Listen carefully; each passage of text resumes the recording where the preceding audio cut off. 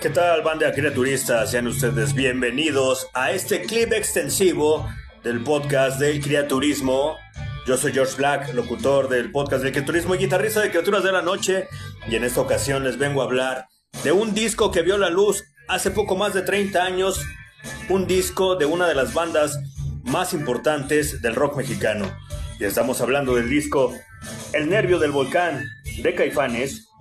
El último testimonio de esta banda mexicana, ya sin dos de sus integrantes fundadores, que es Sabo Romo y Diego Herrera, y un disco que tuvo unos estándares muy altos de igualar y mucho más de superar, porque hay que recordar que en 1992 habían publicado el disco El Silencio, lo que muchos consideran el mejor disco de Caifanes y lo que otros muchos consideran el mejor disco de rock en México.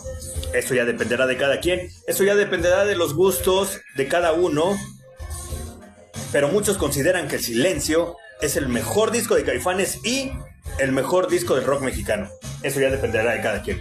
Pero 2 años después publican El Nervio del Volcán, un disco en que se alejan totalmente de los sonidos prehispánicos y el mexicanismo que había manejado Caifanes justamente en ese álbum. Una historia que venía desde 1988 con el disco homónimo Caifanes, en 1990 con El Diablito y en 1992 con El Silencio, para seguir posteriormente en 1994 con El Nervio del Volcán.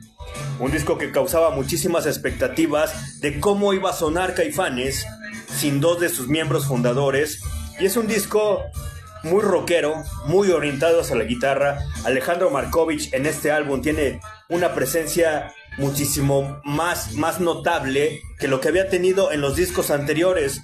Un disco en el que desgraciadamente ya no contamos con los teclados y los saxofones de Diego Herrera, y sin embargo es un disco que, si bien quizás no superó los estándares del Silencio, sí está a la saga con grandes canciones como Afuera, como Miedo, Ayer me dijo un ave, La Llorona, Quisiera ser alcohol, El Animal, El Año del Dragón.